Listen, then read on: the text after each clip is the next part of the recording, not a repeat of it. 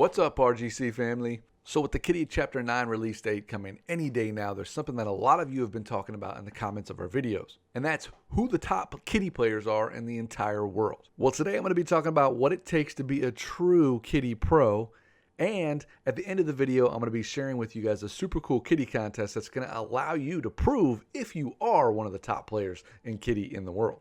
And if you're new to our channel, we have the best Kitty leaks, the best predictions, tutorials, and more. So you can start right now by subscribing and hitting the bell icon to get notified as soon as we post new Kitty content.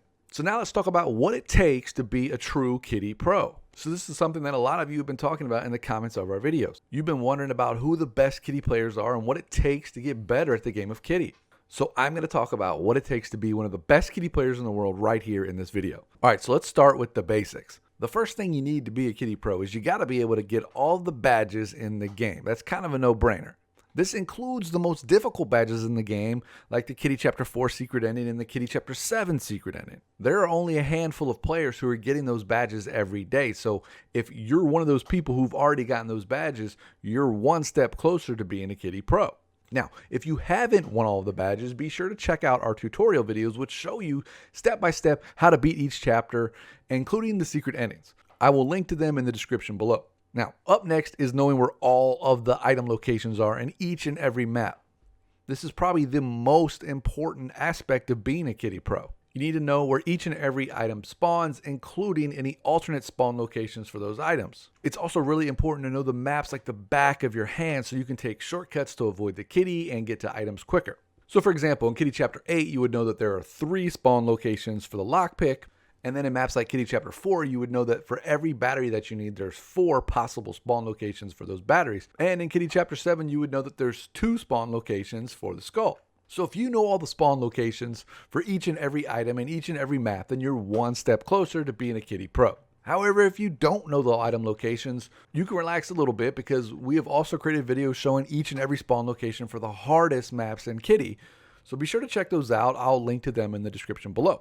Now, the next thing you need to be a Kitty Pro is beating all the chapters in single player mode by yourself with about 50% of the time remaining on the clock. So that means if the chapter has a 12-minute clock, you should be able to beat it in about 6 minutes. So that's why knowing the item locations and the maps like the back of your hand is really important to being a Kitty Pro. And yes, having 4 item slots really does help with this, but you can still beat these maps in 50% of the time with only 2 item slots. So if you can complete each chapter in about 50% of the time, then you're one step closer to being a Kitty Pro. Now don't forget, after this next tip that I share, I'm going to be sharing a special Kitty contest with you guys that I'm going to be organizing, so make sure you stick around until the end of the video to find out more about that contest. Now, the final piece of being a Kitty Pro is being able to communicate and help other players. I know this sounds stupid, but we've all been in the scenario where you have 1 item left to complete the level and some mouse noobs over in the corner just holding on to it and not giving it to anybody. But the best way to handle this isn't to troll the person and get angry at them. It's to teach them how to use those pieces. Go over to them, jump around, get their attention, and then take them to the area where they need to use that piece. That makes everybody in the game smarter. That gives everyone the knowledge that they need to beat the chapters, and that makes your life easier when you're playing with them. So don't be a troll. Make sure you help them out, and make sure you teach them how to beat each and every Kitty chapter too.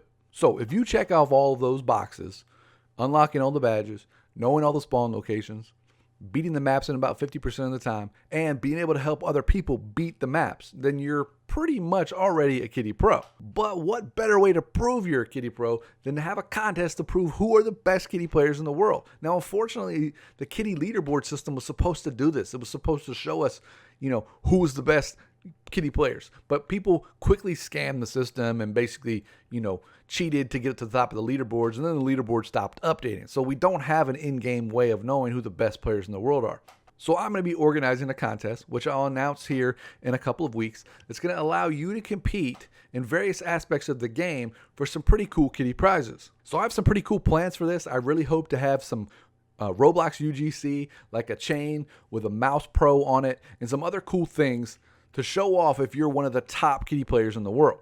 So make sure you subscribe and hit the notification bell icon so you get notified as soon as I announce the details for this contest. And also, don't forget to check out our Kitty Chapter 9 leaks and our tutorial videos on how to beat the Kitty Chapter secret endings right here on RGC Family. See ya!